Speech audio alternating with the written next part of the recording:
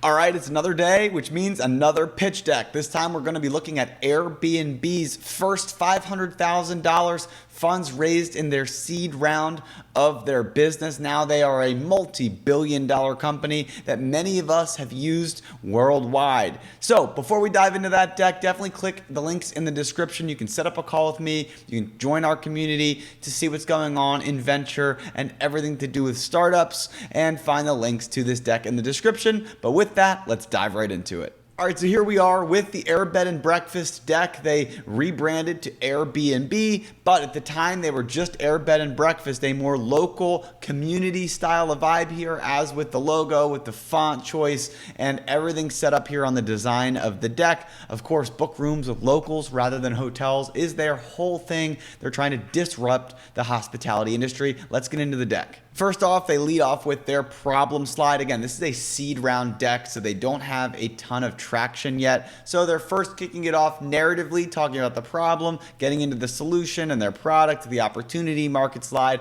all of that good stuff. So kicking it off with the problem, they're talking about price, talking about that it's bulky. This is a pretty standard problem slide. Nothing here is really jumping out to you as different or unique, aside from, hey, we're taking a Web 2 model, applying it to a new industry, which worked really well back in 2008, 2010 times frame when San Francisco startups were blowing up on the scene by applying a lot of these venture economic business models into the traditional industries. In this case, hospitality. The solution that they have developed is just a web platform to allow people to rent their houses out. The goal here is that it's cheaper for the customer. It's a way to make money and gig economy stuff, which was super popular at this time frame, as well as the cultural angle that they were going with here, local connections to the city. This is part of that narrative and the broader narrative slide here of why this is important more than just a business. When you're trying to get angel activist investors involved, when you're trying to get users to onboard to your platform, you need to have a why and a reason that is a little bit more compelling than just the business model. Most people aren't living their lives fully 100% dedicated to the dollars and cents. They need missions that they're a part of and that they can really support and get behind. Here's your market validation slide talking about why this is an opportunity that has explosive potential. In this case, that people are looking for different solutions outside of the hospitality economy. So you've got people that are on Craigslist looking for temporary housing. You've got couchsurfing.com as a potential competitor that never figured out the business model that they thought they had, potentially using hostels and other examples of reasons why people want those more cost-effective alternatives that also provide a different experience than being in a hotel. Market size, this is a pretty good market size slide. As we've talked about with other market slides, it's not my favorite slide in the deck. I think oftentimes people overestimate the size of their market, or they use a very general market size as opposed to finding something that's very specific that applies directly to their business. In this case, 2 billion trips are booked worldwide. There's a huge market of online budgeting, especially at this time. There wasn't a ton of these types of solutions, and potentially the trips with Airbnb, their share is where they're trying to position themselves. This is the opportunity. Obviously, I think they actually took more than this, and they probably have a larger market share today.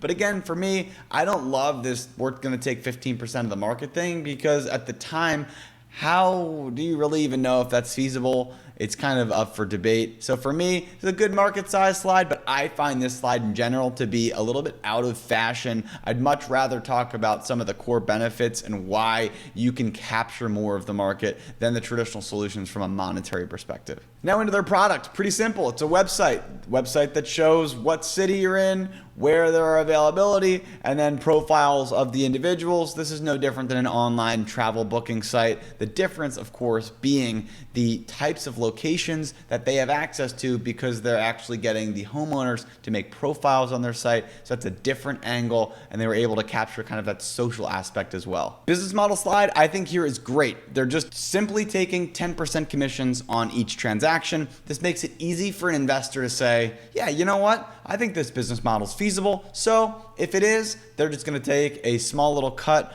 off every transaction and things are good to go. They do a good job here of identifying, all right, well, if we get 15% of the available market and the average fee is going to be $25 that they have here, that means that they can do $21 billion in revenue. This is a successful business model slide, in my opinion, and potentially why that market share piece was important in that market sizing slide, which I did give a little bit of critical feedback on.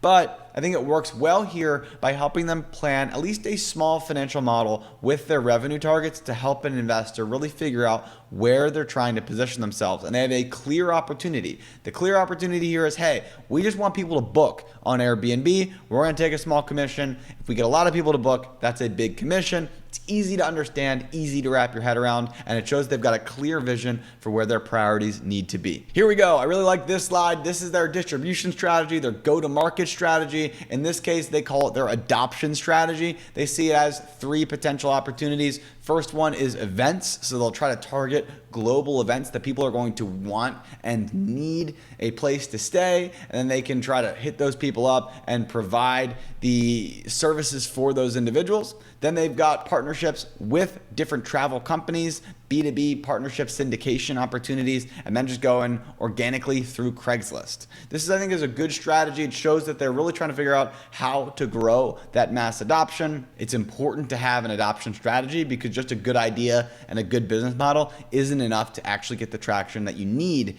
in order to succeed in any business vertical, especially in 2023, where there's so much more competition. Speaking of competition, here we go. Here's our classic 4-quadrant competition grid where they try to help people understand where they fit in. Airbnb, of course, is in the top right of the chart, which is kind of what everybody else does as well. Affordable and online are the 2 quadrants they're prioritizing, as opposed to expensive and offline, which would be a traditional travel planner. And then there's, anything in between from there. This is a kind of a slide I think that, again, is a little bit cliche in 2023. You don't see this one quite as often. Not that you shouldn't acknowledge your competitors, but this type of graphic, I think, is just a little bit overplayed for the same reasons we talked about with the market sizing slide. Everybody has their company as the top right business, and there's no competition in our industry because we do everything so differently,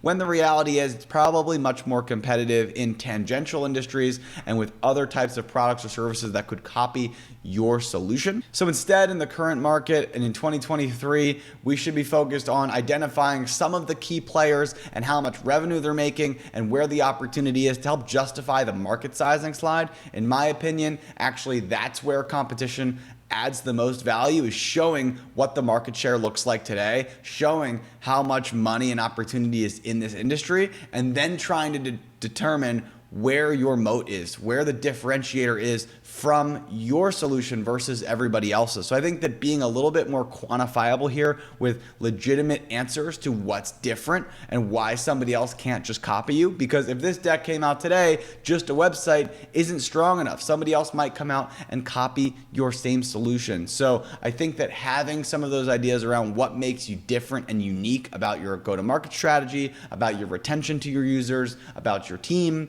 some of those pieces are going to be pretty important here to show why you're different than your competition. And here we go. They go into their competitive advantages right after this slide, and they have 6 of them. Design and brand is the first one that catches my eye. It's in the bottom right corner. That's actually because Brian Chesky, the CEO and co-founder, actually has a design background, and his focus was always about user experience. And I think that this is actually a really, really strong competitive advantage for the company. It was really easy to use, really smooth, great user experience, and that is a huge component with travel booking, with hotels. It's a stressful process, organizing everything in your life. If they can make it smooth, that's actually going to increase traction and engagement on the platform and increase stickiness or lifetime value of that customer. I just think this is a very compelling one, while you may not necessarily see that off the cuff. Ease of use goes in here as well. Host incentives and profiles is that gig economy style of business model, which at the time was not being utilized, and I think is another really strong one. And then first to market. First to market's good. The problem with first to market is that it doesn't always win. First mover advantage, I actually think, is a bit overrated in a lot of cases. So this one is not necessarily the most gripping one for me because somebody else with a bigger reach could probably come in and copy you. So for me, it's that gig economy positive feedback loop with host incentives and only listing once, as they have there at the top. And then of course, the ease of use and design of brand, I think, is another really strong one, coming at this from a tech startup perspective as opposed to a travel company's perspective, was a huge competitive advantage for Airbnb. Here's their team. It's 3 of them. Brian Chesky, who's the business development brand guy, as well as Joe Gebbia, who is most of the PR and entrepreneur guy. He's got some of that experience on the business side as well as industrial design. And then, of course, their developer and development team, they had an advisor as well. They focused on getting some press. As you can see here, this is a page right out of Ryan Holiday's playbook where you can get press from smaller, different websites to help give you a little bit of additional traction, help give you a little bit of additional, I think, social proof. And nobody may not know any of these different news sites, but you can use those to get additional traction from larger, more established platforms as well. So they've got a good press slide here that shows that people are looking at it. Great quotes for the deck, but webware.com, not many people, or joshspear.com, many people may not know those logos or those brands, but it still looks great on a slide. User testimonials, I think, works really well here because of the fact that it's a gig economy style of platform. So good to show these as well. It helps with the social proofing and helps show that viral network effects that can happen when you build for users and have users that love your platform. Finally, their last slide is their fundraise. They're looking for 12 months of financing. They want to reach 80,000 transactions, so they're raising $500,000 in order to try to hit 2 million in revenue. They're raising from angels, and this is their last slide. I love having their last slide be the financing round. That way, once they're talking about this, once they're answering questions, once they're going through everything, this is the slide everyone's focused on. We want 500K. We want to hit 2 million in revenue. I think this is a great slide. It seems fair, and that's where they're at now. So that's Airbnb. Obviously, they were able to raise this round and get much more than $2 million in revenue out of it, on their way to raising hundreds of millions of dollars to scale their platform worldwide and eventually IPO. So with that, click the link in the description for this deck, subscribe or leave a comment on the next deck you want me to review, and I'll talk to you next time.